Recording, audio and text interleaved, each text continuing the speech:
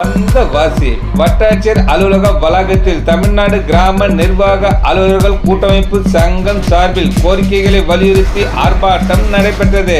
திருவண்ணாமலை மாவட்டம் வந்தவாசி வட்டாட்சியர் அலுவலக வளாகத்தில் தமிழ்நாடு கிராம நிர்வாக அலுவலர்கள் கூட்டமைப்பு சங்கம் சார்பில் நடைபெற்ற ஆர்ப்பாட்டத்திற்கு சங்க வட்ட தலைவர் சிவசங்கர் தலைமை தாங்கினார். வட்ட செயலாளர் வெங்கடேசன், அர்ஜுனன், ரமேஷ், போராட்ட குழு தலைவர் திருநாவுக்கரசு, ஒருங்கிணைப்பாளர் அருண்குமார் ராஜ் ஆகியோர் முன்னிலை வகித்தனர்.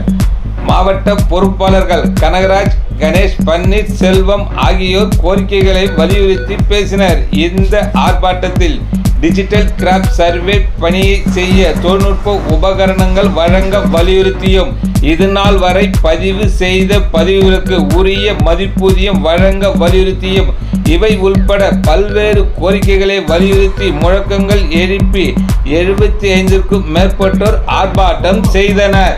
தமிழக அரசு தமிழக அரசு தமிழக அரசு தமிழக அரசு நியாயம் தானா நியாயம் தானா நியாயம் தானா நியாயம் தானா கிராம நிர்வாக அலுவலர்களை